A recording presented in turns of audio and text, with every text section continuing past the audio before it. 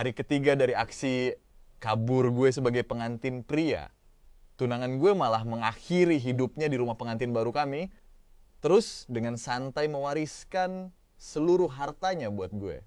Pas gue lagi beresin barang-barangnya, gue nemu satu tembok yang penuh, ditempelin foto-foto, ya foto gue semua. Pengasuhnya langsung nge-spill kalau si nona muda itu udah terobsesi sama gue selama bertahun-tahun.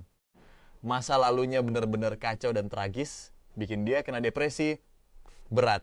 Cuma dengan ngeliat atau mikirin gue, dia baru bisa ngerasa sedikit lebih tenang. Setiap omongan si pengasuh bener-bener kayak jump scare yang bikin sesak napas, tapi anehnya itu bikin hati gue hancur banget. Saking nyeseknya, gue dapet kesempatan buat ngulang hidup alias regresi. Kebangkitan kembali bos, pas dihadapin sama rencana kabur yang dirancang sama sahabat kecil gue. Gue cuma senyum dan nolak dengan sopan. Gue pengen lihat sendiri seberapa bodohnya cewek ini. Cewek yang mencintai gue setengah mati. Di kehidupan sebelum gue regresi, Vesper meninggal di hari ketiga sejak gue kabur. Bokap sama abang gue dengan girang ngasih tahu dia soal drama kaburnya gue. Gue tepat setelah gue melangkah keluar dari villa, gue dapet kabar kalau Vesper udah nyayat nadinya buat bunuh diri. Penyelamatan darurat gagal. Dia udah tiada. Dalam surat wasiat yang udah dia bikin dari dulu, dia mewariskan setiap sen hartanya buat gue. Pas lagi di luar negeri, gue dapet telepon dari abang gue. Muka gue langsung kaku. Di mata gue tuh kayak orang asing buat dia, tapi dia keras kepala banget pengen nikah sama gue. Tapi perlahan, semua bukti nunjukin kalau dia emang udah cinta mati sama gue selama bertahun-tahun. Atas desakan pengacara, gue langsung buru-buru pulang.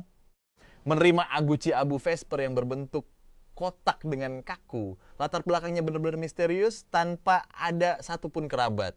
Si pengasuh menatap kotak abu itu dengan kesedihan yang mendalam dan dengan suara lirih bilang kalau si nona muda udah suka sama gue bertahun-tahun. Depresinya parah banget. Cuma dengan ngeliat atau mikirin gue yang bisa bikin dia dapat sedikit kedamaian. Saya pikir setelah dia menikah dengan Anda, dia tidak akan sepesimis ini lagi. Seperti dugaan, suaranya melemah tanpa ada nada menyalahkan sedikit pun. Tapi hati gue langsung terasa nyesek tanpa alasan. Si asisten lalu menyerahkan sebuah kunci. Ini villa yang disiapkan nona muda untuk Anda dan juga rumah pengantin yang didekorasi dengan tangannya sendiri. Tempat di mana dia mengakhiri hidupnya. Villanya luar biasa besar. Bahkan ada arena pacuan kuda asli yang dibangun di atas halaman rumput hijaunya. Estetikanya bener-bener gaya favorit gue banget. Setiap furnitur berwarna abu-abu muda di sana sangat cocok dengan selera gue. Di dalam ada satu kamar yang temboknya penuh ditempelin foto gue. Gue menyipitkan mata dan merhatiin baik-baik. Dari tahun kedua kuliah sampai sekarang, hampir setiap detik di setiap hari, ternyata gue selalu hidup di dalam lensa kamera cewek ini. Di lantai ada bercak darah merah pekat yang tersisa dari sayatan nadinya. Dilihat dari setiap detailnya, ini bener-bener nyeremin dan bikin sesak napas. Tapi sekaligus bikin nyesek banget. Dia suka sama gue, padahal kami gak pernah berinteraksi sama sekali. Kehadirannya di hidup gue kayak bandit yang tiba-tiba dobrak rumah, lalu langsung menuntut pernikahan politik. Dan sekarang berakhir dalam kondisi tragis begini. Apa dia sengaja pengen bikin gue merasa bersalah seumur hidup biar gak pernah bisa lupain dia? Akhirnya gue sumbangkan semua warisannya, termasuk villa berhantu itu. Foto-foto di tembok dicopot paksa sama petugas kebersihan, dibuang begitu saja ke lantai sampai menutupi bekas noda darahnya. Kehidupan singkat Vesper benar-benar terhapus tanpa sisa dari dunia ini. Gue butuh waktu 3 hari buat mencerna keanehan hidup gue yang terulang ini. 3 hari yang lalu, Vesper baru aja datang ke rumah gue, maksa minta pernikahan politik pakai cara yang benar-benar intimidasi. Sahabat masa kecil gue denger soal ini dan tanpa ragu nyuruh gue buru-buru beresin barang buat kabur, ngumpet dulu di luar demi menghindari masalah selama beberapa hari. Itu emang persis kayak yang gue lakuin di kehidupan sebelumnya. Tapi kali ini pas inget tembok yang penuh foto dan noda darah di lantai itu, gue langsung menggelengkan kepala dengan tenang. Gue gak bakal pergi. Gue bilang ke dia, kalau gue pengen lihat sendiri seberapa bodohnya cewek ya yang mencintai gue melebihi nyawanya sendiri, itu kerajaan bisnis Vesper luar biasa raksasa. Pas gue pergi nyari dia ternyata masih kejebak rapat. Asistennya turun langsung buat nyambut gue, meminta gue menunggu sebentar di ruang kerjanya. Katanya bos Vesper bakal segera selesai. Gue cuma mengangguk setuju. Vesper ternyata datang secepat kilat. Bahkan sebelum gue sempat ngabisin secangkir teh, dia udah jalan cepat menghampiri gue. Begitu ngeliat gue, langkahnya terhenti, lalu dengan tenang memanggil, "Tuan Thorn." Mukanya sedingin es batu, mandang gue kayak sales yang lagi nawarin ke rumah-rumah. Sikap dinginnya bener-bener bikin gue speechless. Setelah mikir sejenak, gue nanya ke dia, "Nona Vesper, kenapa Anda ngotot banget pengen nikah sama saya?" Ekspresi Vesper tetap datar. "Saya mau nikah sama Anda, makanya saya lakuin. Saya nggak butuh alasan." Gue sempet bingung mau jawab apa.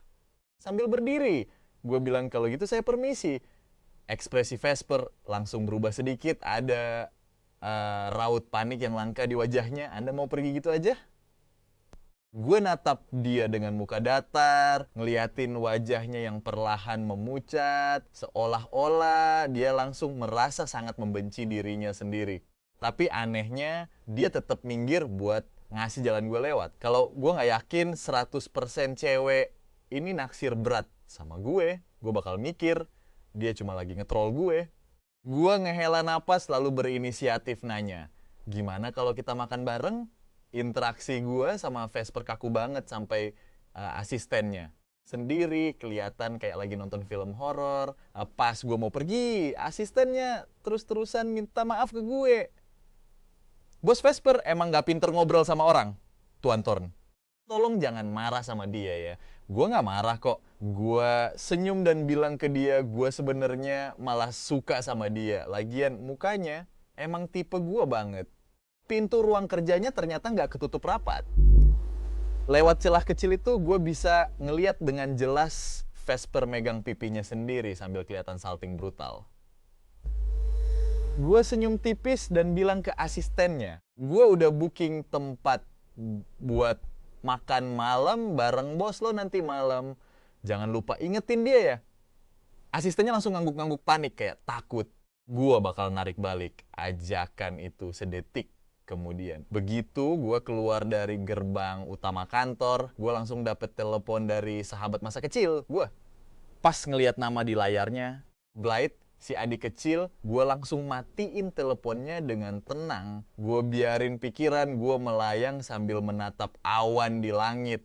Blythe emang nempel terus sama gue sejak kecil, dan dia emang tulus peduli sama gue. Tapi mau sahabat masa kecil atau sekadar teman, pada akhirnya semua orang bakal tersaring dan menjauh seiring berjalannya waktu. Persis kayak di kehidupan masa lalu gue, dia dapet pacar, punya anak, terus belajar buat jaga jarak sama gue.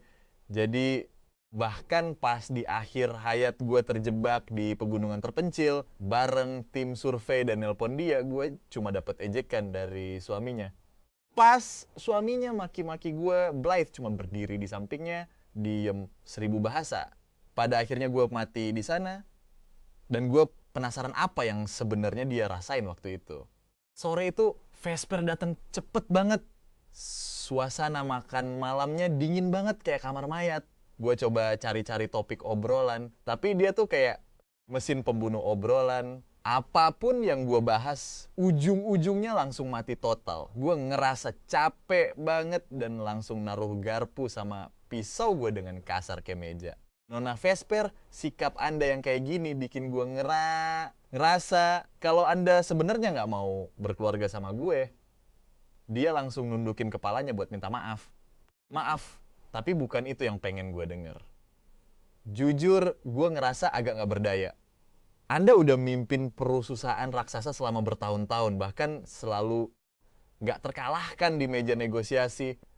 Kemampuan Anda membaca hati orang harusnya udah level dewa kan? Tapi sikap Anda yang kayak gini sekarang malah bikin gue ngerasa kalau Anda bener-bener gak tertarik sama sekali sama pernikahan kita. Muka Vesper langsung pucat, kuku-kukunya nancep kuat ke telapak tangannya sendiri. Jangan mikir yang aneh-aneh katanya. Aku cuma belum pernah sedekat ini sama kamu, jadi aku agak gak biasa.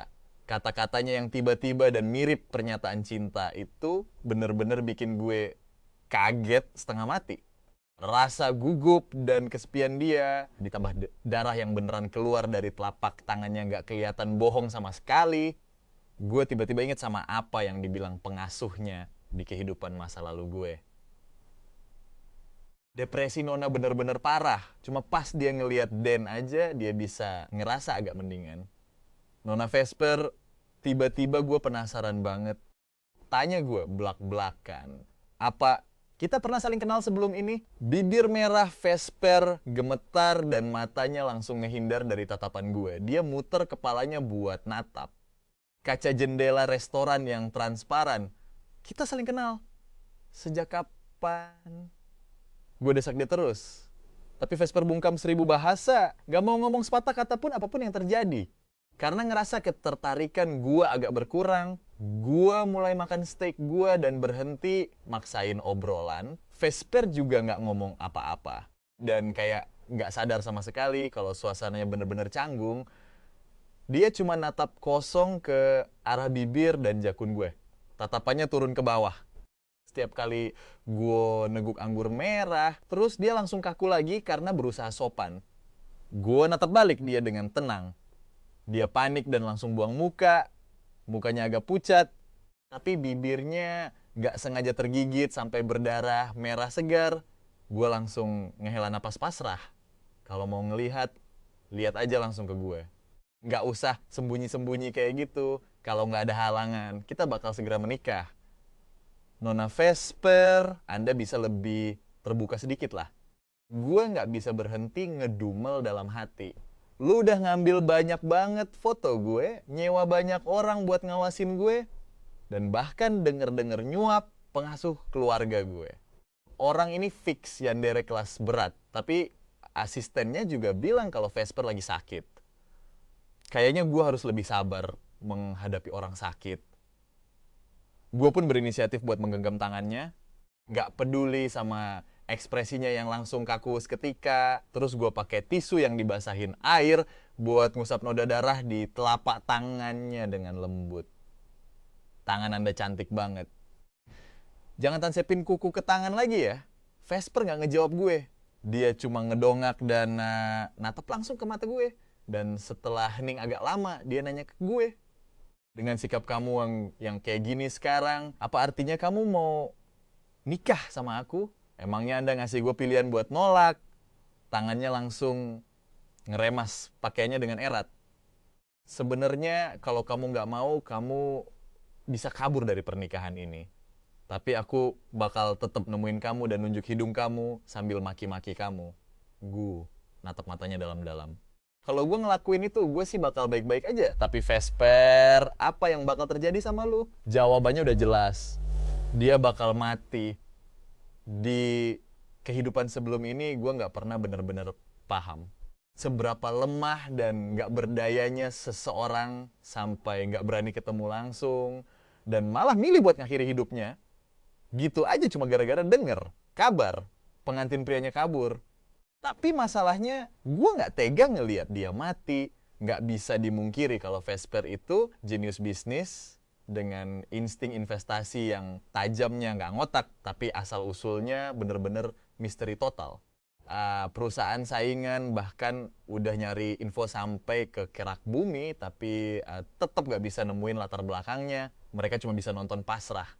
Saat dia manfaatin ledakan internet buat melesat ke puncak, bikin aturan main sendiri, sambil dengan santainya neken keluarga-keluarga kaya lama di kota River, sampai mereka nggak bisa napas.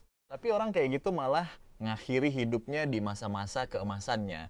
Di kehidupan lalu gue Vesper jadi bahan tertawaan dan gosip semua orang.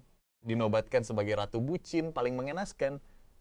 Dan gara-gara digoreng terus-terusan sama perusahaan saingan, dia dimaki-maki dengan cara yang paling kejam yang bisa dibayangin.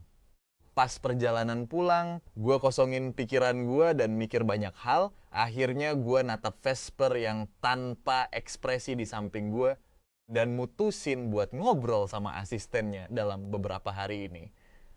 Gue bener-bener gak tahu cara interaksi sama dia. Dan soal penyakitnya itu, apa beneran gak ada obatnya sama sekali? Mobil Rolls Royce hitam berhenti tepat di depan gerbang villa gue.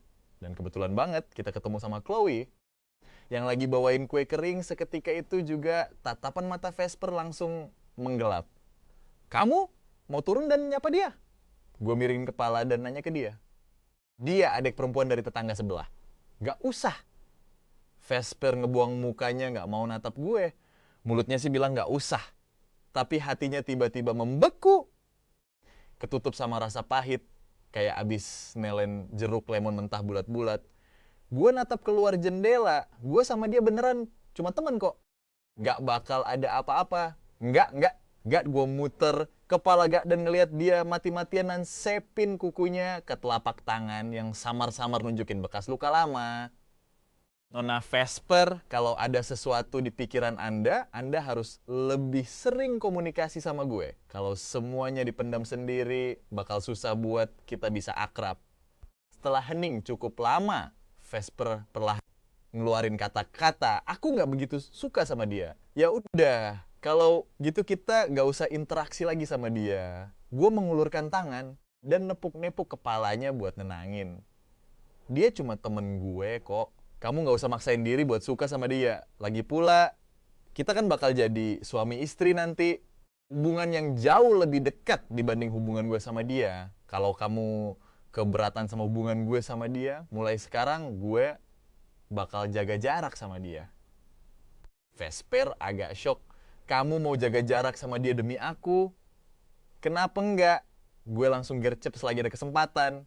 Ngedeket ke dia dan bilang, lihat deh, masalah cuma bisa selesai kalau kamu ngomong langsung.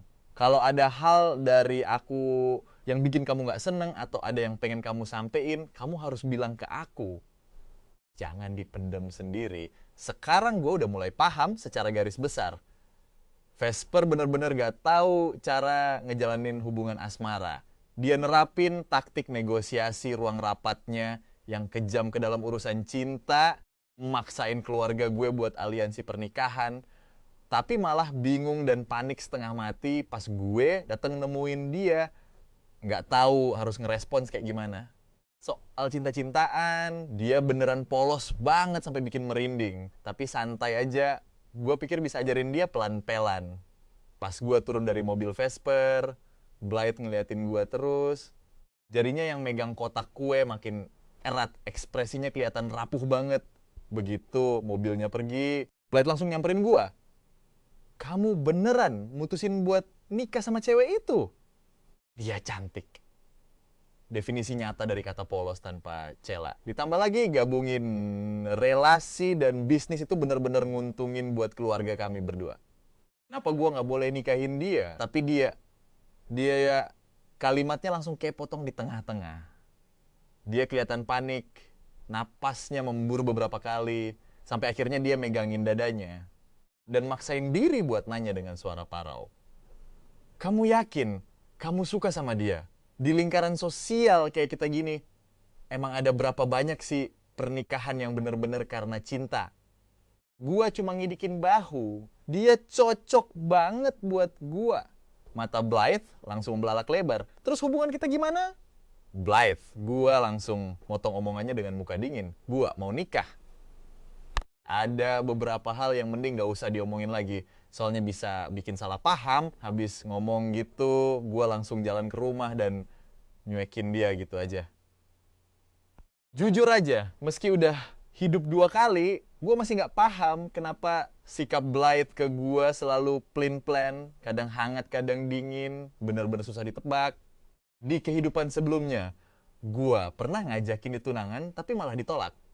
Katanya dia masih pengen bebas main-main selama 2 tahun lagi. Tapi ujung-ujungnya malah jatuh cinta pandangan pertama sama cowok bule pas lagi main salju di Saint Petersburg. Gila sih, dia langsung speedrun nikah dan punya anak. Semuanya dalam waktu kurang dari 3 bulan. Suaminya risih banget sama kehadiran gua. Makanya gua mutusin buat berhenti ngehubungin dia. Nggak nyangka kalau itu bakal jadi perpisahan selamanya. Kalau Blythe dengar kabar kematian gua waktu itu, dia pasti bakal ngerasa agak sedih kan? Lagian, dulu pas dia dibully berandalan lokal, di luar sekolah, gua yang langsung bawa dia buat nyari mereka. Terus gua gampar mereka satu-satu sampai kapok. Besoknya, pas gua mau nemuin Vesper, dia masih rapat. Ngelihat mukanya yang lagi tegang dan bete dari balik kaca transparan. Gua nunggu di ruang santai sambil ngobrol santai sama asistennya. Tapi tuh asisten bener-bener bungkam, ngomongnya muter-muter terus sama gua. Bahkan pas gua singgung soal penyakitnya Vesper, dia malah pura-pura tuli dan bisu, laga gak atau apa-apa. Sumpah gua bener-bener gemes. Lu gak mikir, kalau jelasin semuanya ke gua itu bakal jadi hal terbaik buat kondisinya. Tapi Nona gak mau Anda tahu, kata Nona. Dia pengen tetap kelihatan sempurna di mata Anda selamanya, tegas si asisten ke gua. Nona bener-bener berharap Anda bisa bersandar sama dia. Lapi ngobrolin apa nih? Vesper tiba-tiba masuk. Setelah rapatnya selesai, mukanya kelihatan agak capek. Cuma lagi bicarain betapa cantiknya kamu. Ini asli semua kan? Gua nyender di sofa sambil ngeliatin dia. Asisten kamu bilang, iya beneran asli. Kecantikan Nona Vesper emang bikin mata susah beralih. Vesper langsung matung. Si asisten dengan PK langsung nyelinap keluar dan nutup pintu. Ruang santai itu mendadak hening seketika. Suara Vesper terdengar agak serak. Kamu suka muka ini? Emang itu seaneh itu ya? Gua langsung ngangkat alis sebelah. Apa Nona Vesper ini beneran gak sadar diri ya kalau dia secantik itu? Ujung kupingnya langsung memerah dan dia buang muka dengan canggung, gak berani ngeliat gua lagi. Ngomong-ngomong, manggil kamu Nona Vesper sekarang rasanya terlalu kaku dan jauh gak sih? Gua jalan nyamperin dia, terus ngulurin tangan buat ngelus kepalanya. Rambutnya halus banget dan wangi parfumnya seger, tapi gak lebay. Gua pun... Gimana kalau aku panggil kamu Vesper aja mau? Tapi tiba-tiba Vesper langsung dorong. Dia marah tanpa alasan yang jelas. Gue nggak habis pikir kenapa dia bisa semarah itu. Sama kayak gue nggak pernah paham kenapa dia bisa suka sama gue dari awal. Dia duduk di balik meja kerjanya, ngebelakangin gue, dan suaranya entah kenapa kedengeran agak judes. Kamu boleh pergi sekarang, tapi aku masih pengen makan bareng kamu. Nggak usah. Vesper langsung nolak mentah-mentah tanpa ragu. Aku ada urusan pas jam makan siang. Gua ngeliatin dia selama beberapa detik dan ngomong pelan kalau gitu inget waktu ya. Jangan sampai telat makan. Gua langsung keluar tapi sempet nunggu bentar di depan pintu. Di tengah kepanikan muka si asisten, gua denger suara barang-barang dibanting dan tangisan tertahan dari Vesper yang kedengeran kesakitan. Sengaja emang gak gua tutup rapet pintunya. Isak tangisnya yang pilu dan putus, asap pun terdengar jelas, barengan sama suara pecahan kaca. Gua ngetuk meja di depan si asisten dengan muka serius. Kamu masih tetap gak mau cerita apa-apa ke saya? Dia sempet ragu, tapi gua gak mau buang waktu buat nungguin dia. Jadi gua langsung dorong pintu dan masuk lagi. Keadaan Vesper bener-bener kacau parah. Dia meluk lututnya sambil meringkuk di pojokan, duduk-duduk pas di atas tumpukan pecahan kaca. Ujung jarinya udah berdarah-darah. Entah karena dia nyakar diri sendiri atau kena pecahan kaca. Gua nggak tahu pasti. Gua langsung ngelangkah ngelewatin pecahan kaca itu buat nyamperin dia. Vesper langsung nunduk panik. Bener-bener nggak mau ngeliat gua sama sekali. Gua naruh telapak tangan gua di pundaknya. Kamu kenapa sih? Buat ukuran cewek, dia emang tergolong tinggi, sekitar 1,7 meter. Tapi buat gua, ngegendong dia itu perkara gampang banget. Gua duduk di sebelahnya, ngambil pinset buat nyabutin pecahan kaca dari telapak tangannya. Akhirnya Vesper ngangkat kepalanya dan natap gua lekat-lekat. Setelah diem lama, dia nanya dengan suara parau, jelek banget ya. Apanya yang jelek? Tanganmu. Gua sempet tertegun bentar ngeliatin jemarinya yang lentik, tapi pucat-pucat banget kayak orang sakit. Kulitnya tipis banget sampai tulang-tulangnya kelihatan. Bikin gua nggak tahan buat ngebatin. Ini cewek sekurang apa sih? Kesadaran dirinya? Cantik kok. Gua nunduk pasrah, megang ujung jarinya terus gua kecup lembut, tangan kamu beneran cantik tahu, tapi Vesper masih kelihatan sedih. Dia nanya ke gua, kamu juga pernah ngomong hal yang sama, persis ke semua mantan kamu dulu. Apa? Bersikap manis manggil nama akrab, kasih perlakuan spesial kayak gini. Apa mantan-mantan kamu dulu juga dapet perlakuan kayak gini? Gua langsung hening seketika. Jadi dari tadi nih cewek ngamuk-ngamuk cuma gara-gara ini. Ternyata gara-gara otak yanderenya lagi kumat toh. Ini otaknya pakai prosesor single core apa gimana sih? Selain urusan kerjaan kantor, dia bener-bener nggak bisa mikirin hal lain secara bener. Kok bisa-bisanya dia ngebiarin dirinya tersiksa parah gara-gara perasaan kayak gini? Gua ngelus kepalanya sambil ngehelas napas pelan. Dasar cewek bodoh, emangnya hubungan yang dulu-dulu itu bisa dibilang pacaran beneran? Ya emang sih gua ganteng, dari keluarga kaya terpandang juga. Jadi wajar aja kalau dulu ada beberapa cewek yang sempat bikin gua tertarik. Sialnya, semua hubungan itu kandas pas masih masa PDKT dan gak pernah lanjut kemana-mana. Gua bukan cowok murahan yang suka mainin perasaan orang, bokap. Gua dari dulu udah bilang, gua bebas pacaran sama siapa aja, tapi kalau udah masuk usia matang, gua harus serius dan nerima perjodohan bisnis keluarga dengan benar. Gua langsung gendong dia, mindahin dia ke sofa, terus manggil petugas kebersihan buat bersihin lantainya. Sekalian gue tuangin dia segelas air hangat. Pas gue lagi repot ngurusin semuanya, Vesper tiba-tiba nahan tangan gue. Kamu gak usah repot-repot ngelakuin semua ini. Akhirnya GW ngikutin tarikan dia dan langsung duduk. Tiba-tiba Vesper nyeletuk, jangan hubungi mereka lagi di masa depan. Omongannya yang mendadak itu langsung ngebuyarin lamunan GW. Pas GW nengok dan lihat mukanya yang super serius, gue malah ngerasa kocak dan pengen banget ngecengin dia. Kamu lagi ngatur-ngatur aku nih, tanya aku. Seketika badan, dia langsung tegang banget. Bahkan napasnya jadi pendek-pendek, seolah baru sadar apa yang barusan dia omongin. Dengan gugup, dia langsung buang muka. Kalau kamu mau ngehubungin mereka, kamu harus bilang dulu ke aku. Kalau nggak, aku tahu. GW langsung motong omongannya, aku gak bakal hubungi mereka lagi. Terus GW nanya ke dia, kamu tadi marah banget gara-gara parah. Mantan GW yang sebenarnya gak bisa dibilang mantan juga. Vesper cuma diem 1000 bahasa. GW, jadi ngerasa rada gak berdaya. Kalau ada yang ngeganjel di hati, tolong bilang dong. Kalau kamu begini terus, aku juga bisa capek gak bilang apa-apa, tiba-tiba marah, terus banting barang. Aku sampai nggak tahu harus gimana buat ngebujuk kamu. Jadi mantan-mantan kamu lebih jago dibanding aku kan? Vesper tiba-tiba motong omongan gue sambil ngintimidasi dengan mata yang mulai memerah. Nadanya kekanak-kanakan banget kayak bocil. Lah, kok malah jadi runyam begini sih?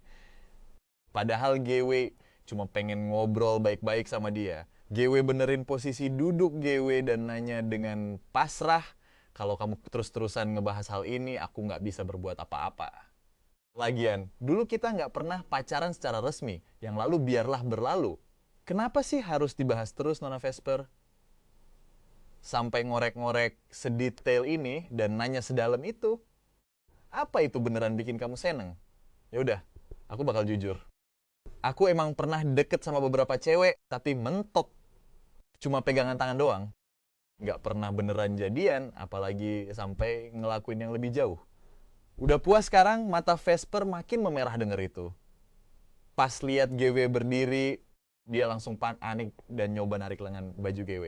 Gue mijit pelipis karena pusing banget, suara gue kedengeran agak putus asa. Dulu GW mikir, asalkan gue bisa kerja sama dengan baik, kita pasti bisa akur-akur aja.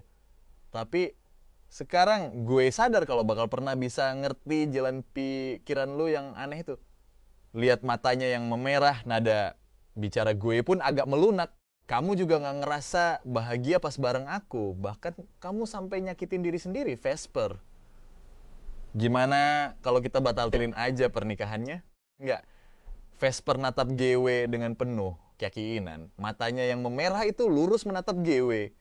Dia nyengkeram, lengan GW kenceng banget seolah gak mau lepas. Sambil terus ngulang kalimat, gak ada batal nikah.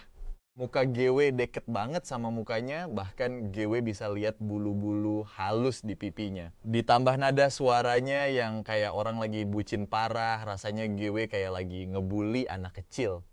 Pikiran GW langsung ngeblank dan GW nanya sekali lagi ke dia. Coba jujur, sebenarnya kenapa kamu pengen banget nikah sama aku? Sorot mata Vesper langsung bergetar dan dia secara refleks pengen buang muka, tapi langsung GW pegang dagunya dan GW tarik balik. Tatap aku Vesper, GW natap matanya tanpa berkedip sedikit pun. Aku nggak mau jadi orang luar yang nggak tahu apa-apa soal kamu. Bulu matanya bergetar, lalu dia bergumam pelan banget. Aku mau nikah sama kamu. Kenapa kamu mau nikah sama aku? Matanya mulai berkaca-caca. Dia natap GW sambil berkedip pelan, penuh rasa, memohon dan kayak ada sesuatu yang berat banget buat diungkapin. Akhirnya, GW yang wakilin perasaan dia, kamu suka aku, kan? Emang susah banget yang ngakuin itu. GW nyubit pipinya dan niatnya mau berdiri, tapi dia malah nerjang GW ke sofa. Sifat penurutnya yang biasa langsung hilang seketika. Dia nyengkeram kerah baju GW sambil nangis sesenggukan. Dia bilang, aku menjijikan banget ya kayak gini. Orang semenjijikan aku bisa-bisanya suka sama kamu. Pasti bikin risih banget kan? Gue natap dia dengan gak percaya. Asli, sebenarnya apa sih yang ada di dalam otak cewek ini? Bisa-bisanya dia mikir kalau dirinya menjijikan. Dia mikir dia bikin risih.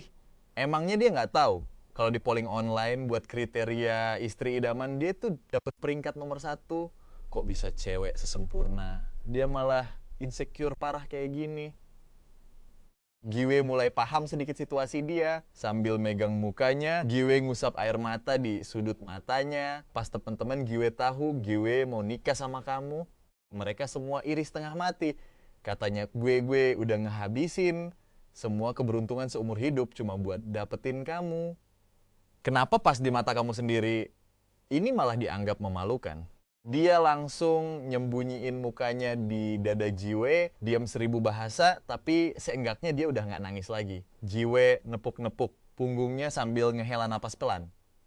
Vesper, tolong dong lebih percaya diri sedikit. Gedung kantor setinggi 32 lantai itu kan punya kamu.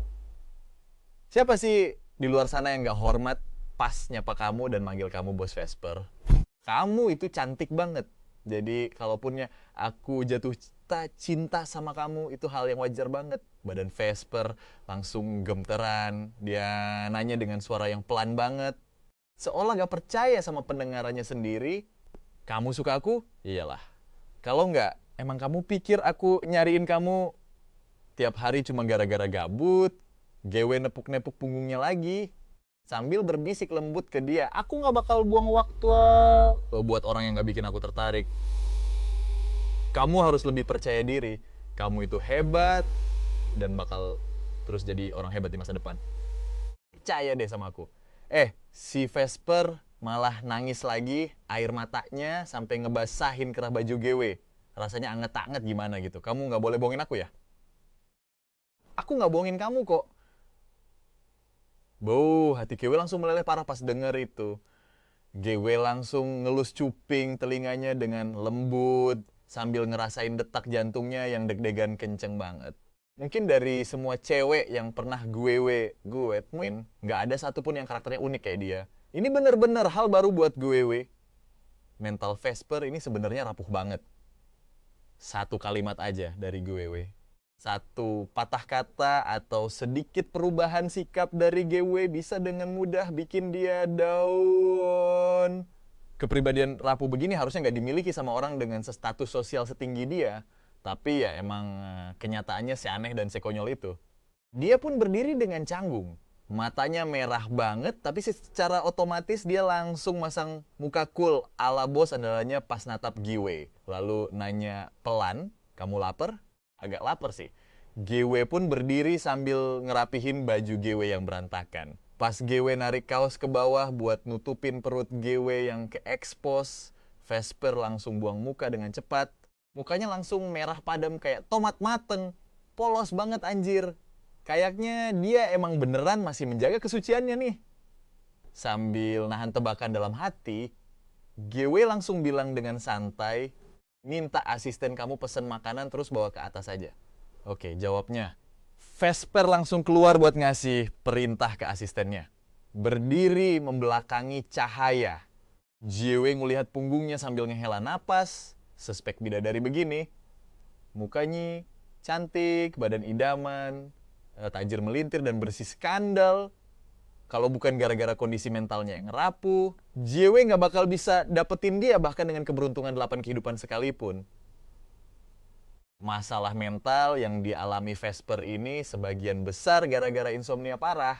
Asistennya bahkan cerita ke JGW sampai malu-malu kucing kalau selama ini tiap malam Vesper selalu tidur sambil meluk foto GGW. GW sengaja nggak nanya dia dapat foto-foto itu dari mana. Yang bikin si asisten langsung ngehela napas lega. Pas GW balik lagi ke deket Vesper, GGW merhatiin dia kerja cukup lama. Ujung kupingnya langsung memerah karena salting. Dia kayaknya nggak bisa fokus sama sekali. Sampai akhirnya dia naruh tumpukan dokumen di tangannya. Apa aku seganteng itu? Tanyanya, GW pun secara refleks ngangguk. Gak lama setelah itu GW baru inget tujuan utama GW. Boleh gak aku lihat rumah kamu? Rumah baru buat kita setelah nikah nanti. Vesper langsung matung sedetik. Kenapa tiba-tiba pengen lihat? Tanyanya heran. Ya kan di situ tempat kita bakal tinggal nanti, jawab GW. Dan bener aja dia gak pernah bisa nolak apapun yang GW minta. Dia cuma manggut-manggut pas denger itu sambil nambahin, kalau ada yang kurang srek bilang aja ya. Pas nginjakin kaki lagi di villa yang familiar itu, jujur gue sempet bengong bentar. Sinar matahari sore masuk lewat celah, nembus anget ke badan, rasanya nyaman parah.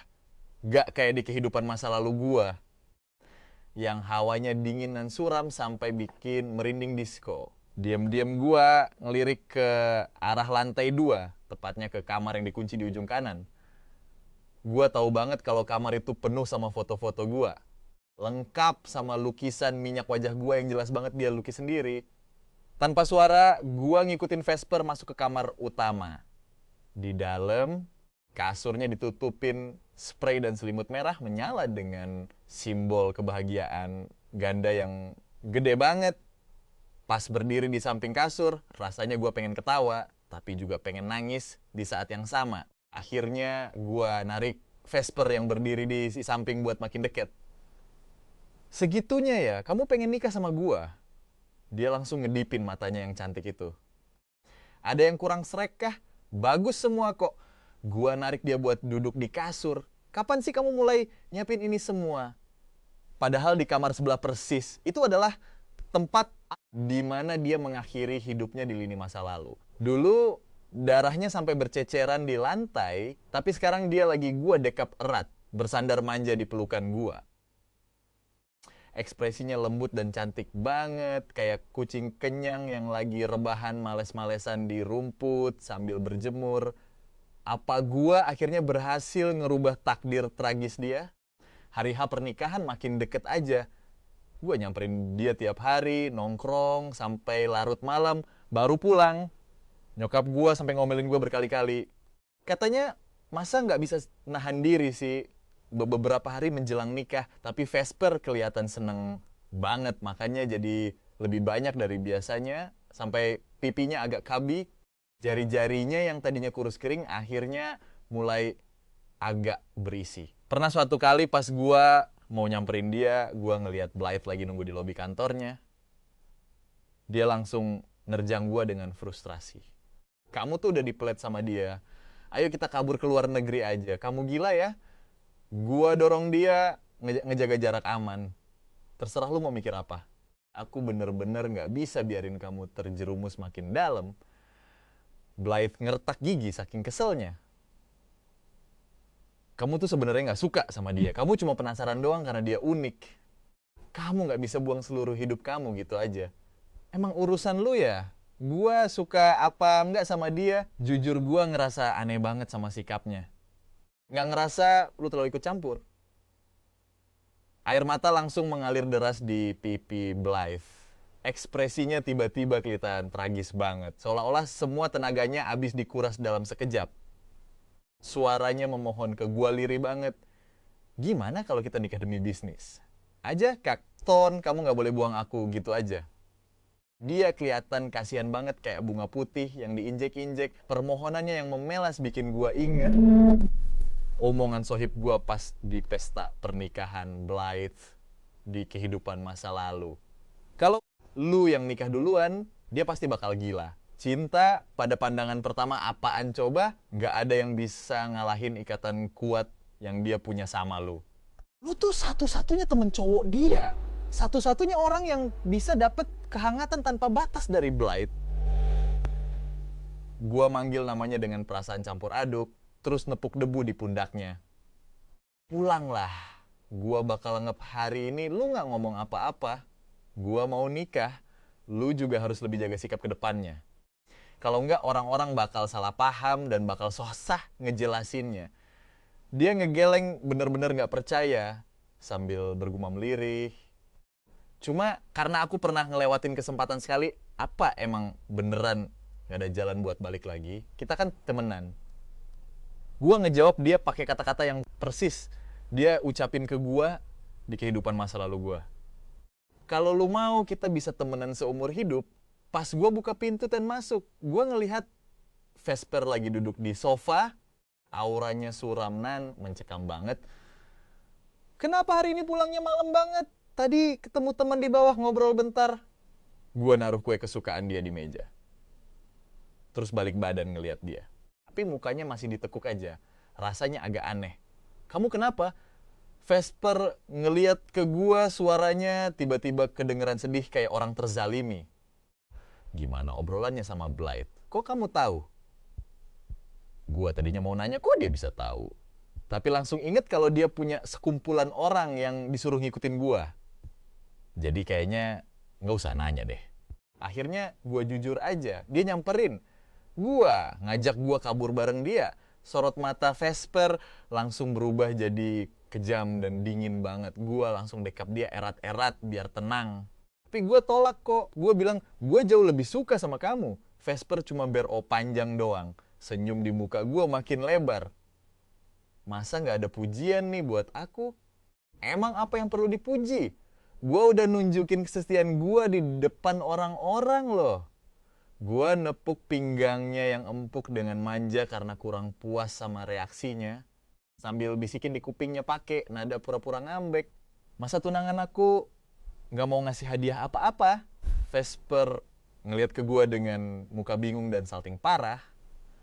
Setelah diem agak lama, dia berdiri terus ngambil kotak dari laci. Pas dibuka, ternyata isinya jam tangan. Gua ngerasa jam ini nggak asing. Ini kan jam dari lelang di Hong Kong waktu itu. Gua langsung ketawa ngakak. Jam tangan itu didesain sama desainer top dan Vesper ngabisin 30 juta dolar buat beli itu. Berita utama malam itu semuanya ngebahas tentang si pembeli bodoh yang beli jam seharga 30 juta dolar. Kenapa kamu beli ini? Kamu kan suka warna biru, katanya lirih. Aku rasa ini cocok banget buat kamu. Makasih ya. Gua meluk pinggangnya sambil dusel di lehernya. Lelangnya kan udah 2 bulan lalu. Kenapa baru dikasih sekarang? Soalnya hari ini kamu lagi kesel, jawabnya pelan. Tadinya mau aku kasih pas kamu ulang tahun, tapi dipikir-pikir bikin kamu seneng. Sekarang juga gak apa-apa. Kapan emang gua kesel? Gua langsung ingat omongan gua tadi. Cewek satu ini bener-bener gak bisa bedain mana yang beneran marah sama yang cuman pura-pura marah. Gemes banget sumpah. Aku tadi cuman ngegoda kamu doang, tapi sekarang aku malah jadi makin seneng. Aku beneran makin suka deh sama kamu. Pipi Vesper langsung merah merona, dia pasrah aja pas gue tarik buat duduk di pangkuan gue sambil gue kecup lehernya. Jujur aja, selain satu kali pas dia sempat hilang kendali itu, gue nggak terlalu ngerasain penyakit mentalnya Vesper. Pas lagi sama gue, dia kelihatan kayak orang normal biasa yang cuma agak lemot soal asmara dan kurang paham masalah hubungan cinta. Tapi asistennya terus-terusan ngingetin gua berkali-kali biar nggak bikin dia kambuh. Gua pun nggak tahan buat nanya. Beberapa hari ini apa kondisinya makin parah? Enggak, gumam asistennya. Suasana hati Nona justru jauh lebih baik. Dia bahkan udah nggak perlu obat tidur lagi tiap malam. Terus kenapa? Nona membaik karena kedekatan Anda dengannya. Tapi kalau Anda bosen terus pergi, akibatnya bakal fatal banget. Mohonnya ke gua. Saya nggak tahu apa motif Anda deketin Nona, tapi saya mohon, jangan pernah sekali-kali Anda pergi begitu aja. Nona bener-bener bisa gila. Gua nambahin dalam hati, dan dia juga bakal mati. Gua nepuk pundak asisten itu, tenang aja. Gua lebih peduli sama dia dibanding lu. Gua bukan pahlawan kesiangan, bukan juga psikolog profesional. Gue cuma bisa berusaha sekuat tenaga biar Vesper nggak sedih lagi. Gue cuma pengen dia bisa hidup lebih bahagia.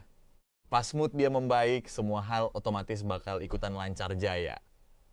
Tapi jujur, pas nyokapnya Vesper dateng nyariin gue sempet kaget sih. Lagian, ini pertama kalinya gue denger tentang keluarganya. Nyokapnya tuh orang ibu kota, penampilannya mewah dan elegan abis. Mukanya juga mirip banget sama Vesper. Tapi auranya bener-bener beda jauh. Begitu dateng, dia langsung ngomong belak-belakan, "Pak Thorn, saya harap kamu tinggalin anak saya." Pas denger itu, gue langsung ngeblank dong. Gue pun ngambil cangkir teh, nyeruput pelan, terus nanya dengan santai. Terus emangnya tante berani bayar gue berapa? Apa 20 juta cukup buat nyelamatin keluarga kamu dari krisis? Gua sempet diem sedetik. Lah, gua bahkan nggak tahu kalau keluarga gua lagi ada krisis. Sambil merhatiin dia diem-diem, gua langsung bilang dengan tegas, "Cinta kita ini tulus, Tante. Tante harus nambahin duitnya." Dia langsung ketawa ngejek. "Lu pikir tinggal di samping dia itu hal bagus? Coba Gih, tanya-tanya soal cewek-cewek yang pernah deket sama dia dulu. Berapa banyak dari mereka yang masih hidup sekarang? Terus si Blythe itu, lu pikir Vesper bakal ngelepasin dia gitu aja? Belum lagi adik cewek lu. Lu pikir gara-gara punya hubungan darah sama lu, dia bakalan aman? Kasih tahu ya, Vesper juga nggak bakal ngelepasin dia. Cinta kalian berdua emang kelihatan mulia banget. Tapi yang menderita tuh semua orang di sekitar kalian. Sedangkan lu sendiri cuma bisa pelangap-pelongo kayak orang bego yang nggak tahu apa-apa. Lucu banget kan? Gua langsung ngerutin dahi. Berasa jijik banget ngeliat dia. Gua percaya sama Vesper. Dia bukan orang kayak gitu. Beneran atau nggak? Tinggal lu cek aja sendiri kan? Dia senyum meremehkan. Taktik yang gua pakai ke bapaknya dulu pasti bakal dia pakai juga ke lu tanpa dikurangin dikit pun. Lu percaya nggak? Kalau gitu, suami tante sekarang pasti nggak ada di samping tante kan? Malah sebaliknya, kita berdua hidup bahagia banget sekarang. Dia malah ketawa puas banget, ngerasa menang. Dia nggak bakal bisa kabur. Udah nerima takdirnya, dan dia punya keluarga ya yang harus dihidupin. Dia nggak bakal tega ninggalin semuanya terus ngilang gitu aja. Sekarang dia penurut banget. Patuh. Semua taring dan cakarnya udah dipotong habis. Dijinakin sampai cuma bisa bergantung sama gua. Gua langsung kebangun kaget.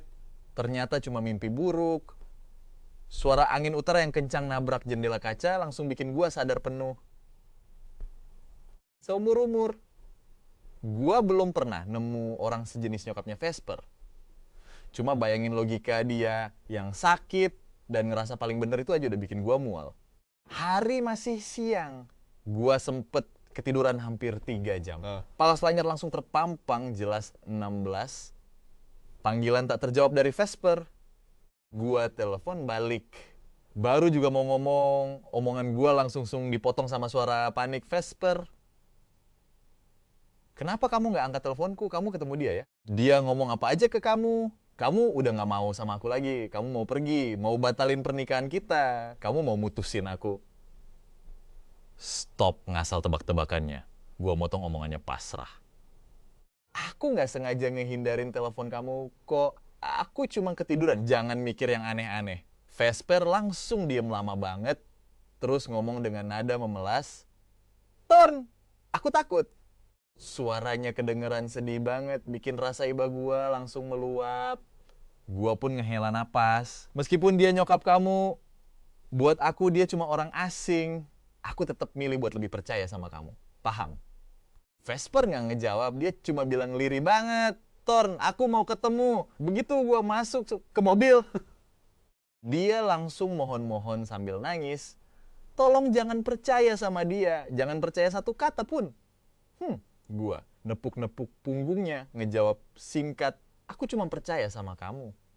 Vesper dongak, bulu matanya masih basah sama air mata. Berkat bimbingan gua, sekarang dia udah bisa ngekspresiin emosinya dengan alami di depan gua. Mau dia ngerasa tersakiti, sedih atau apapun itu, dia udah tahu buat cerita ke gua dibanding dipendam sendiri. Kayak sekarang nih, bisa nggak kamu jangan ketemu dia lagi ke depannya? Hari ini aku bener-bener takut banget. Pas kamu nggak angkat teleponku, rasanya aku kayak mau mati aja. Jangan ngomong kasar gitu. Gua langsung nutup mulutnya. Kamu pasti bakal hidup sehat sampai umur 100 tahun nanti. Vesper yang lagi emosional langsung ngeblank seketika. Gua ngelus kepalanya sambil senyum tipis. Kalau kamu nggak mau aku ketemu dia, aku nggak bakal ketemu lagi kok. Lagian, aku ketemu dia juga gara-gara kamu kan? Kamu harus lebih percaya diri sama diri kamu sendiri. Gua genggam tangannya erat-erat. Mau orang lain ngomong apapun tentang kamu, aku nggak bakal percaya dikit pun. Aku cuma percaya sama apa yang lihat, apa yang aku denger, dan apa yang kamu omongin ke aku. Kamu tuh bener-bener orang yang hebat banget. Vesper, kamu udah sekeren ini, jadi kamu harus pede juga dong. Paham? Vesper ini emang punya krisis kepercayaan diri yang parah banget. Gua nggak tahu masa lalu kayak gimana yang bikin dia insecure dan sepenakut ini, apalagi soal asmara. Dia tuh selalu kayak kebingungan setengah mati. Ngerasa dirinya nggak pantas buat dicintai siapapun. Makanya beberapa hari ini, tiap ada kesempatan, gua selalu muji dia, mulai dari tampang, pinter, kaya, sampai status sosialnya. Bahkan pas lihat kuku jarinya aja. Gue bilang tumbuhnya lucu banget. Cuma dengan bikin dia percaya diri lah, dia bisa berhenti bersikap parnoan kayak burung yang gampang kaget tiap hari. Gue harap Vesper bisa ngerasa rileks dan bahagia dalam hubungan kita ini. Bukannya malah terus-terusan tegang seharian mikirin gimana caranya bikin gue seneng. Kapek banget kan kalau kayak gitu? Vesper, aku udah dewasa. Aku punya penilaian sendiri. Pandanganku tentang kamu gak bakal berubah cuma gara-gara omongan asal orang lain. Gua meluk, Vesper. Aku suka kamu dan aku punya mulut. Kalau ada apa-apa, aku bakal langsung nanya. Aku juga gak bakal pergi. Lagian, aku gak rela nyerahin kamu ke cowok lain, terus ngebiarin orang asing dapet jackpot cuma-cuma. Mata Vesper langsung berbinar-binar kayak berlian yang berkilau. Dibanding pas pertama kali gua ketemu dia, aura dingin di sekitarnya udah kelihatan jauh berkurang. Digantiin sama kehangatan manusiawi yang lebih kerasa. Dia nggak lagi kelihatan kayak Vesper yang bisa ambruk kapan aja. Kehadiran gua akhirnya ngasih dampak nyata buat dia. Gua bisa nebak kalau keluarga asli Vesper udah ngasih banyak luka batin buat dia. Tapi pas dia lagi dipelukan, gua sambil bisik-bisik. Pelan kalau dia nggak suka sama namanya sendiri, gua tetap sempet kaget. Dia benci aku karena ngerebut perhatian bokap. Makanya dia ngasih nama ini. Berharap aku mati muda. Sejak dia lahir nyokapnya emang pengen dia mati. Kok bisa ya ada orang tua sejahat itu di dunia ini? Hati gue rasanya perih banget pas genggam tangannya. Tapi bokap kamu kan sayang sama kamu. Nggak sayang aku, kata Vesper sambil senyum pahit. Dia cuma terikat sama aku. Dia beda sama kamu. Walaupun dia berpendidikan tinggi, dia keras kepala banget kalau soal keluarga. Setelah aku lahir, semua aksi berontaknya langsung kerasa hampa. Dia nggak tega ninggalin aku karena rasa tanggung jawab. Tapi kalau cuma ngandelin dirinya sendiri, dia nggak bisa ngasih aku hidup serba berkecukupan. Makanya dia terpaksa pasrah sama takdir. Pas dia ngomong gini, matanya langsung merah dan berkaca-kaca kayak diselimuti kabut. Ngeliat dia kayak gitu bener-bener bikin hati gua teriris-iris.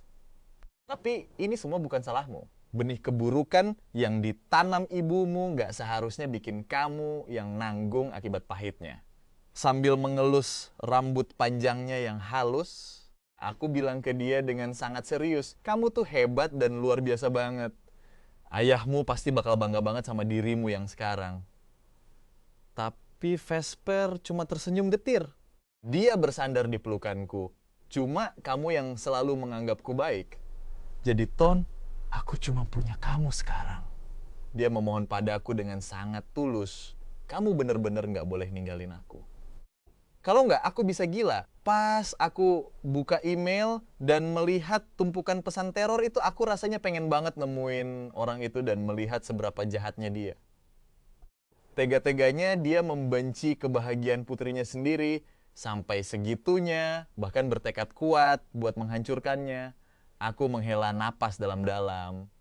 Email-email itu sebagian besar berisi ancaman, atau nasihat sok bijak yang menyuruhku buat menjauh dari dia. Bahkan nggak kubaca, langsung kuhapus semuanya. Belakangan ini kami lagi sibuk mempersiapkan pernikahan, dan aku sibuk seharian mengurus daftar tamu dari pihak keluargaku yang bener-bener bikin pusing 7 keliling. Komunikasiku sama Vesper pun agak berkurang. Jadi pas aku dapat telepon panik dari asisten malam itu yang bilang kalau dia mencoba mengakhiri hidupnya, aku sempat ngeblank. Setelah terdiam cukup lama, seluruh tubuhku rasanya kayak dilempar ke dalam lubang es yang dingin banget. Tepat sebelum Vesper mencoba mengakhiri hidupnya, dia baru saja menemui ibunya. Aku nggak tahu apa yang dikatakan wanita itu sampai bisa memicu sarafnya yang rapuh itu. Begitu ibunya pergi, Vesper langsung menyayat pergelangan tangannya. Untungnya dia ditemukan tepat waktu. Di luar ruang gawat darurat, aku bersandar di dinding. Kok bisa ada ibu sekejam ini? Dia pasti tahu betul kalau kondisi mental Vesper sangat rapuh. Tapi tanpa ragu, Dengan dinginnya dia mendorong putrinya sendiri ke pintu kematian. Pas Vesper didorong keluar dari ruangan, ada selang infus di tangannya dan wajahnya pucat pasi. Semua rona sehat yang susah payah kurawat beberapa hari terakhir ini langsung hancur tak bersisa. Aku duduk di kursi samping tempat tidurnya, menatapnya dengan kosong, melamun cukup lama sampai akhirnya dia terbangun. Begitu dia membuka mata, dia melihatku dan dengan suara yang serak parah, dia memanggil namaku, Thorn. Aku sama sekali nggak menjawabnya. Aku berdiri, keluar untuk memanggil dokter dan menunggu sampai dokter melepas infusnya. Aku berdiri di samping tempat tidur, menatap wajah pucatnya tanpa mengeluarkan suara sepatah pun. Dia ketakutan karena tatapanku dan berkata dengan suara panik, kalau kamu marah, marahi aku saja. Jangan kayak gini, Ton. Jangan cuekin aku. Dia tampaknya sangat takut didiamkan seperti ini. Setiap kali aku memasang wajah dingin dan mengabaikannya, dia langsung panik kayak anak kecil, menarik-narik lenganku sambil memohon dimaafkan. Tapi kali ini aku nggak bakal nurutin maunya lagi. Aku mengabaikannya seharian penuh. Aku cuma bisa melihatnya jatuh ke dalam kepanikan. Tenggelam dalam kebingungan dan keputusasaan yang mendalam. Bekas luka di pergelangan tangannya, bahkan dia garuk sampai terbuka lagi beberapa kali. Darahnya terus-terusan mengalir. Bahkan dokter sampai menasihatiku agar lebih mengutamakan perasaan pasien dulu. Aku tahu kataku lirih, tolong jangan khawatir. Kembali ke kamar rawat, tatapan kosong Vesper tertuju ke arah jendela. Dia terlalu rapuh, persis kayak raga tanpa jiwa. Vesper. Aku berdiri sekitar 3 meter darinya dan memanggilnya dengan lembut, nadaku datar, tanpa emosi. Dia sepertinya menyadari sesuatu, lalu memejamkan matanya dengan kesesakitan menolak untuk menjawabku. Tapi aku nggak peduli dengan reaksinya yang menghindar itu, dan langsung berkata jujur padanya, gimana kalau kita batalin aja pernikahannya? Vas bunga di meja, samping tempat tidur, langsung pecah berantakan. Ekspresinya sempat kosong sesaat, lalu dengan cepat berubah menjadi keputusasaan yang amat sangat. Dia berteriak memanggilku dengan tenggorokan yang serak Thorn. Dia mencoba merangkak menggunakan tangan dan lututnya untuk menggapai diriku. Luka di pergelangan tangannya kembali robek, darah segar mengucur deras. Aku melangkah maju dan menahan kedua pergelangan tangannya, mengelus rambutnya yang berantakan. Apa yang mau kamu lakuin sekarang? Mau bertingkah kayak ibumu, mengurung dan menceramahiku biar aku cuma nurut sama kamu? Atau kamu lebih milih menyakiti dirimu sendiri demi nggak menyentuhku seujung jari pun? Thorn, Vesper menatapku ke atas. Aku menjawab mewakilinya. Kamu bakal milih pilihan kedua kan? Aku membungkuk dan mencium bibirnya. Sebuah ciuman hangat yang membekas tanpa ada rasa nafsu sedikit pun. Pas aku menjauh, aku menepuk pipinya dengan lembut. Kamu nggak kayak ibumu dan aku bukan ayahmu. Kita nggak bakal berakhir kayak mereka. Vesper, sayangku sebenarnya apa sih yang kamu takutin? Rasanya aku bisa mengintip sedikit isi pikiran ibunya yang sakit itu. Dia tahu kalau meskipun ayah Vesper menerima takdirnya dan mendampinginya seumur hidup, sang ayah sama sekali nggak bahagia. Pernikahan itu jauh dari kata indah, seperti yang dia bayangkan. Makanya dia nggak tahan melihat Vesper bahagia. Vesper yang bisa mendapatkan cinta yang diimpikannya dengan begitu mudah malah bikin ibunya merasa gagal, bahkan mengubah rasa malunya menjadi kemarahan yang meluap-luap. Dia terus-terusan menegaskan kepadaku kalau Vesper adalah anaknya dan dia juga terus mencuci otak Vesper. Aku pun pergi memeriksa rekaman CCTV. Kata-kata terakhir yang dia ucapkan kepada Vesper sebelum pergi adalah, kamu lihat saja nanti, selama kamu masih hidup, cepat atau lambat, bakal tiba harinya kamu nggak akan bisa menahan diri untuk memperlakukannya persis seperti aku memperlakukan ayahmu. Pas saat itu tiba, nasib tragis ayahmu bakal jadi masa depannya. Melihat ini, aku cuma bisa tertawa sinis. Jadi wanita ini sebenarnya tahu kalau ayah Vesper, suaminya sendiri, tersiksa setengah mati. Begitu tersiksanya sampai-sampai nasibnya yang terulang pada orang lain. Bisa dijadikan ancaman yang sangat ampuh. Vesper nggak mau aku bernasib sama kayak ayahnya. Dia nggak mau menyakitiku. Dan dia merasa muak dengan gen kotor dalam dirinya yang mulai bereaksi.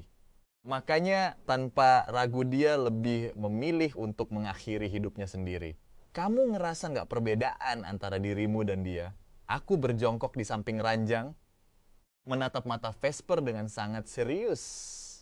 Pas dia tahu tentang ayahmu yang mau pergi, dia cuma menggunakan kekerasan, ancaman, bahkan mengurungnya. Tapi kamu malah menyakiti dirimu sendiri. Aku menggenggam tangan kanannya yang gak terluka dan menautkan jari-jariku dengannya. Apa? Kamu pikir orang sebaik kamu bakal tega menyakitiku? Mata Vesper memerah menatapku dengan kesedihan yang mendalam. Tapi aku takut. Ton, kamu terlalu baik. Aku takut kamu bakal berakhir kayak ayahku. Kita gak bakal kayak gitu. Kataku menegaskan sekali lagi padanya. Vesper, kita bakal bahagia banget di masa depan. Sifat dasar manusia itu pada akhirnya nggak beda jauh dari binatang buas. Kita semua punya sisi buruk dan hasrat yang paling primitif. Tapi yang bikin kita istimewa adalah kemampuan kita untuk menahan dan mengendalikannya. Kamu merasa suatu hari nanti mungkin bakal menyakitiku, tapi kamu berhasil menepis pikiran itu. Vesper, percayalah pada dirimu sendiri. Manusia sudah berevolusi selama ribuan tahun. Kita bukan lagi binatang buas yang minum darah di tengah hutan. Aku menatap matanya dan tolong, percaya juga padaku. aku bukan ibumu. Aku rela tinggal di sisimu dan itu murni karena aku menyukaimu. Aku suka banget sama kamu, Ton. Catatan penerjemah. Di sini tampaknya dia mengulang kembali kata-kata itu kepadanya. Vesper, aku mengulangi kata-kataku lagi, memberitahu dia dengan sangat serius, tolong percayalah padaku. Sebenarnya aku sudah lama membuang jauh-jauh urusan asmara, dan aku sangat membenci orang-orang yang egois. Kalau aku nggak ketemu kamu, mungkin aku bakal ngejomblo seumur hidup. Persis kayak di kehidupan masa laluku, mati sendirian pas lagi ekspedisi. Pas masih muda, aku nggak pernah ketemu cewek yang bener-bener bikin terpukau sampai akhirnya aku ketemu Vesper. Dari yang awalnya cuma kasihan, sekarang malah sayang. Semua mengalir begitu aja, alami banget. Aku ngajak ketemuan sama ibunya Vesper. Di dalam kafe, aku natap orang di depanku ini dan nanya pelan-pelan. Katanya suami tante dulu seorang diplomat ya, gagah dan berwibawa banget. Dia langsung nyipitin matanya. Kenapa kamu bahas ini? Tapi sekarang kalian cuma bisa diam di rumah. Pikirannya makin lama, makin kosong. Nggak bisa ngikutin perkembangan zaman. Yang bikin tante akhirnya ngerasa muak juga sama dia. Baru sekarang kan tante sadar kalau orang yang tante cintai dulu itu dia yang penuh ambisi di masa lalu, bukan dia yang sekarang. Bener kan? Tutup mulutmu. Dia berusaha motong omonganku. Aku cuman senyum dan bilang, tapi sialnya, tante sendiri yang bikin tragedi ini terjadi. Aku nggak tahu apa dia punya selingkuhan di luar sana. Tapi ngelihat tante yang sekarang, kayaknya sih kemungkinan besar iya. Dengan cinta yang dulu begitu membara, aku yakin dia juga nyesel. Kenapa ya? Setelah dapat semua yang dia mau, segalanya malah nggak sempurna lagi, lepasin Vesper. Aku pelan. Dia udah menderita banget gara-gara tante dan suami tante. Jangan lampiasin ego tante ke dia. Kalau tante masih keras, kepala nggak mau sadar. Aku senyum tipis. Aku masih sopan gini, cuma karena menghargai tante sebagai ibunya Vesper. Begitu aku tahu tante coba-coba nyakitin dia, aku nggak bakal tinggal diam. Dia nggak langsung ngamuk. Sebaliknya, dia malah lemes di kursinya, kelihatan linglung. Aku menyuarakan isi hatinya yang terpendam. Tante lagi mikir gini kan? Kalau aja suami tante punya setengah dari keberanianku dulu, kalian berdua nggak bakal berakhir tragis kayak gini. Kamu salah.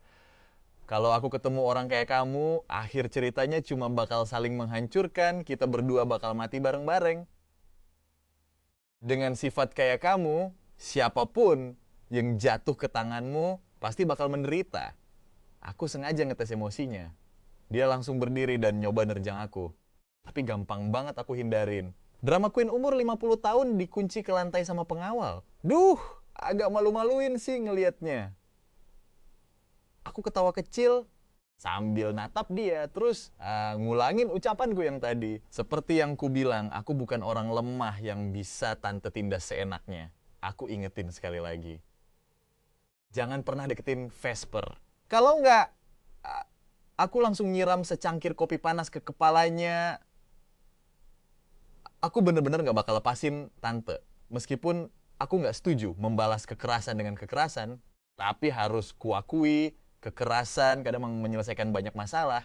River City masih jadi wilayah kekuasaan para keluarga kaya raya lama. Dia nggak bakal bisa menang melawanku, jadi dia cuma bisa mendem dendam kesumatnya dan ngilang selamanya. Setelah acara pernikahanku sama Vesper selesai, dia bersandar di pelukanku. Kayak anak kecil sambil senyum, agak polos. Ton, gumamnya, soalnya masih nggak percaya. Akhirnya aku nikah sama kamu, dasar bodoh.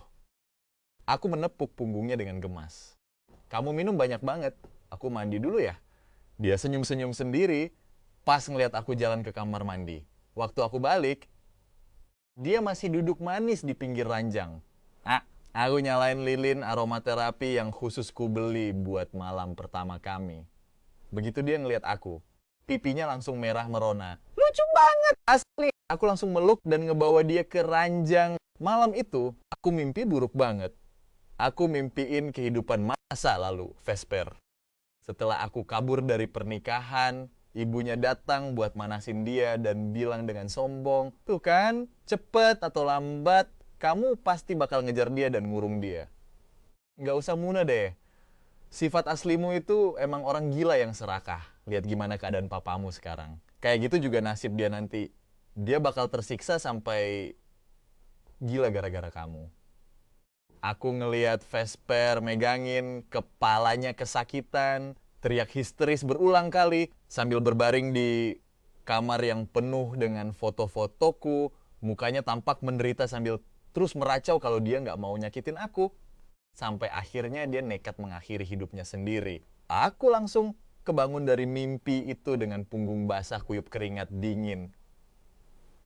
Di sampingku, Vesper ada di dekapanku. Wajah tidurnya kelihatan tenang dan damai banget. Aku ngusap alisnya lembut, turun dari kasur, lalu berdiri di depan pintu kamar yang terkunci itu.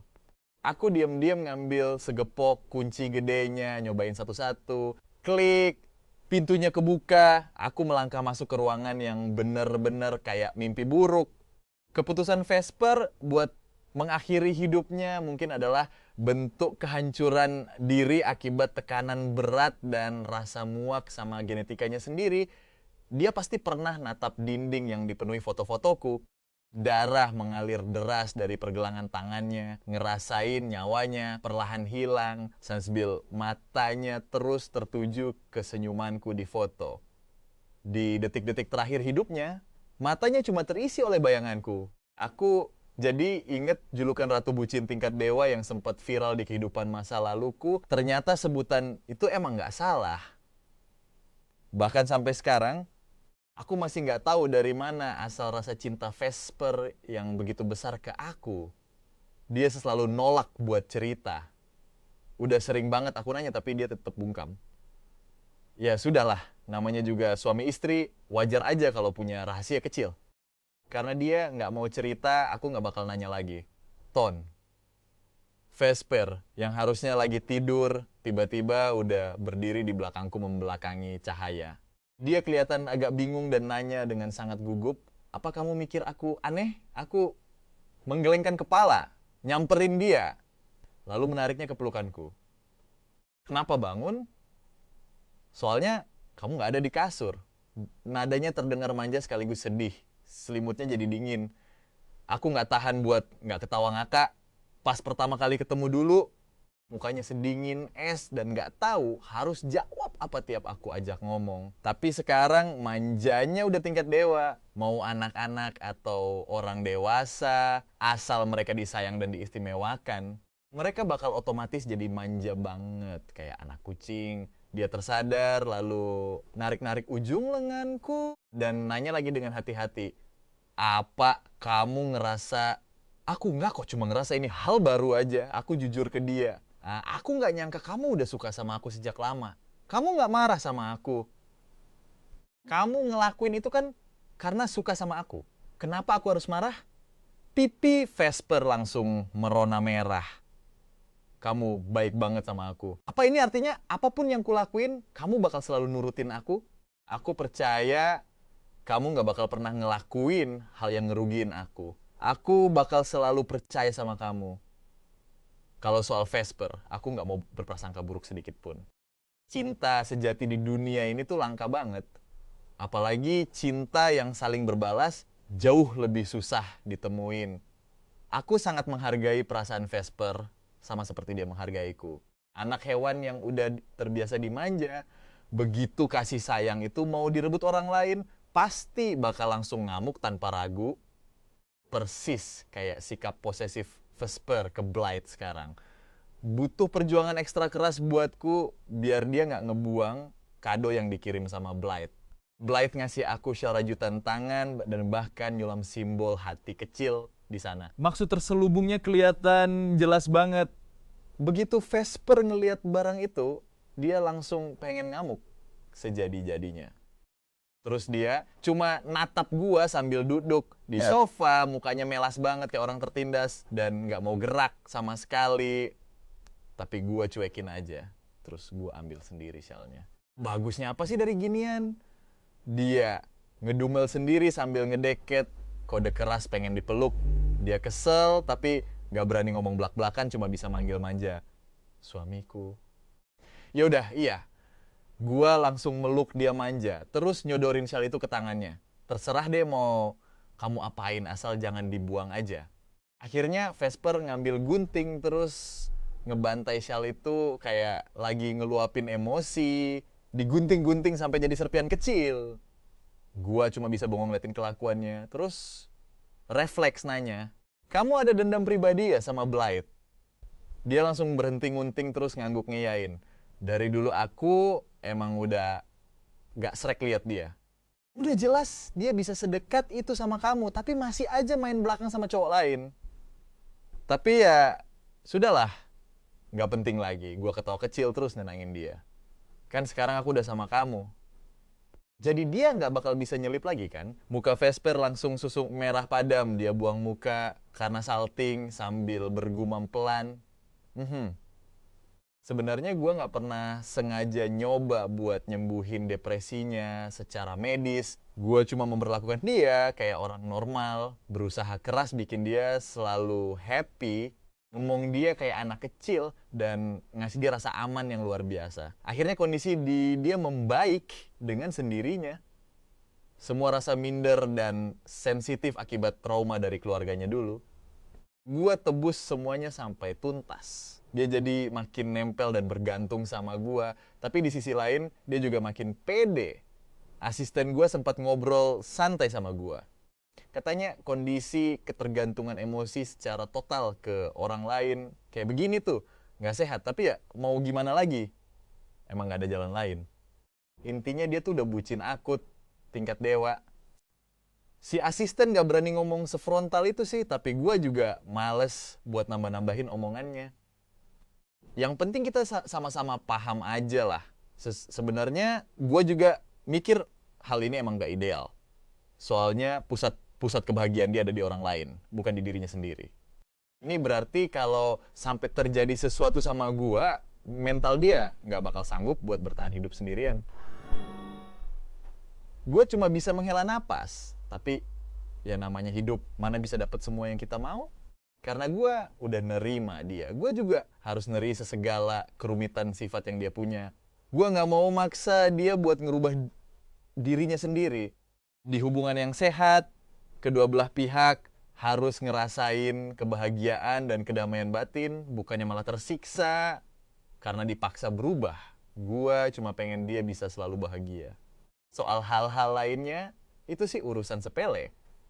Pas anniversary pernikahan kita yang ketiga, Vesper dinyatakan hamil. Dia panik dan gugup banget.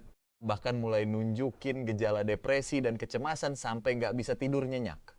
Gua pun langsung nanya, ada apa sebenarnya? Dia meluk, gua erat-erat sambil bilang dengan nada melas, suamiku, aku takut nggak bisa jadi ibu yang baik. Gimana kalau aku gagal ngedidik anak kita dengan benar? Apa kamu bakal benci dan nyalahin aku nanti? Gue langsung ngelus kepalanya dengan lembut. Bagi aku, kamu selalu jauh lebih penting daripada anak itu. Anak yang lahir di keluarga kita pasti gak bakal kelaparan sampai mati. Soal nanti gedenya dia mau jadi apa atau mau hidup gimana, itu semua terserah pilihan dia sendiri.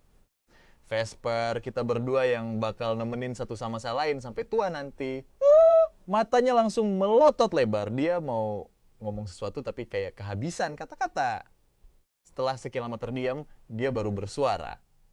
Suamiku, kamu aneh banget deh. Kebanyakan orang kan kalau udah punya anak langsung ngorbanin diri kayak lilin yang habis terbakar demi anaknya. Menghabiskan seluruh hidup mereka cuma buat ngebuka jalan hidup si anak. Tapi aku nggak mau.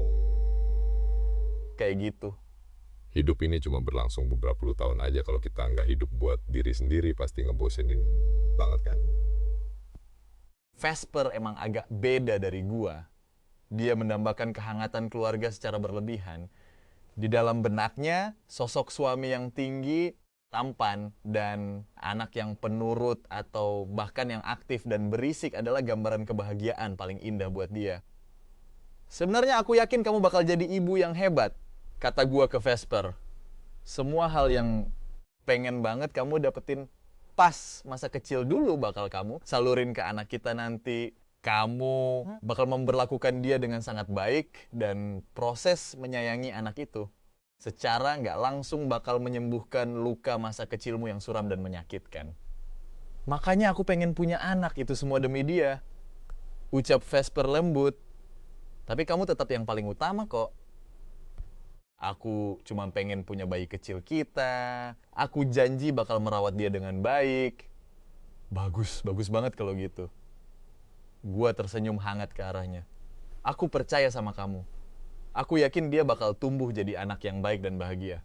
Dia bakal panjang umur. Aku bakal selalu nemenin dia, ngelihat jalannya mulus dan damai, menikmati hidup yang bahagia dan penuh tawa. Kita bakal punya masa depan yang indah banget. Vesper sebenarnya nggak pernah cerita ke Ton. Pertama kali dia ngelihat cowok itu tuh di selokan kotor belakang area SMA. Waktu itu penampilan dia dekil banget. Bau banget, kelaparan sampai hampir mati, bahkan sampai harus ngorek-ngorek tempat sampah demi nyari makan, lalu nggak sengaja ketemu Thorn. Waktu itu, Thorn kelihatan kayak sosok dewa penyelamat, lengkap, pakai seragam sekolahnya, berdiri di ujung gang, ngeliatin dia dengan tenang sesaat, dan ada rasa iba yang tersirat di matanya. Dia langsung merogoh kantongnya, ngambil uang $2.000 lalu dikasih ke dia. Cari kesibukan lain aja ya. Jangan lakuin hal kayak gini lagi. Kamu sendiri pasti benci kan? Suara cowok itu lembut banget terdengar di telinganya.